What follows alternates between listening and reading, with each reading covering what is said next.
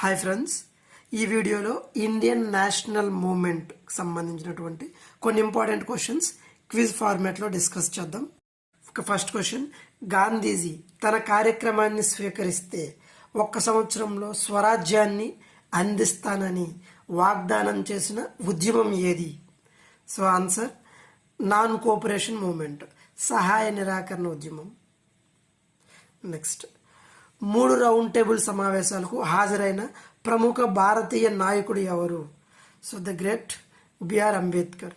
Next, third question, who was the British governor general of India at the time of Jallian Walabagh మజాకర్?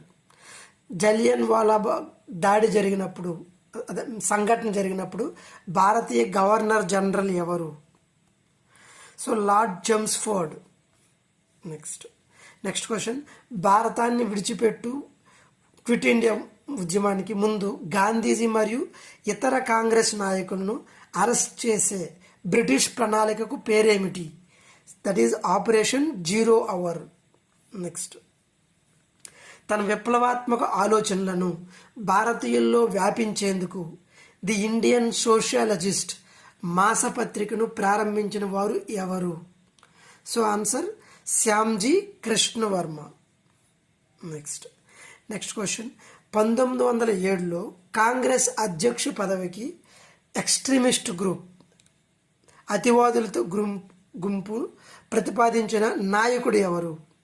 So that is Balagangadhar Tilak. ఆ టైంలో అతివాదులు మరియు మితవాదులు వాళ్ళ లీడర్స్ని elect చేయాలని plan చేస్తూ పోటీ పడుతున్న సమయం అది. నెక్స్ట్, ప్రథమ ప్రపంచ యుద్ధ సమయంలో ఉగ్రవాదులు మరియు మితవాదులను కాంగ్రెస్ కింద ఏకతాటిపై తేవడానికి ప్రయత్నించిన వారు ఎవరు? సో ఆ 2 గ్రూపులను కలపడానికి ప్రయత్నించిన వారు అని Besant.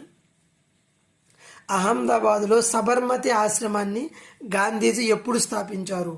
So answer 1916. Vande Mataram the biography of a song అనే పుస్తక రచయిత ఎవరు? So answer Sabyasachi Bhattacharya. Next, George you'll భారత జాతీయ కాంగ్రెస్ అధ్యక్షుడిగా ఎన్నికైన మొదటి యూరోపియన్. ఆయన ఏ సమావేశంలో అధ్యక్షుడిగా ఎన్నికయ్యారు? So that is Allahabad session 1888. So okay, this is 1885, 86, 87. This is the 4th session. ఈ క్విజ్ మన టెలిగ్రామ్ గ్రూప్లో అప్లోడ్ చేయబడుతుంది. అక్కడ నుంచి మీరు ప్రాక్టీస్